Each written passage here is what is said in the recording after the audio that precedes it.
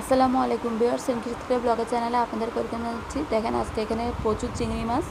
এই চিংড়ি মাছগুলো আমার বোন পাঠিয়েছিল বোনের শ্বশুরবাড়ি থেকে। আমার বোনের হাজব্যান্ড আসছিল গতকালকে। ও আসছিল ভাইরা ভাইয়ের সাথে দেখা করার জন্য, তখন চিংড়ি মাছগুলো নিয়ে এসেছিলো। তো দেখেন এগুলো কিন্তু আমি যেহেতু শ্বশুরবাড়ি চলে যাব, তাই এগুলো চিটাং নিয়ে যাব।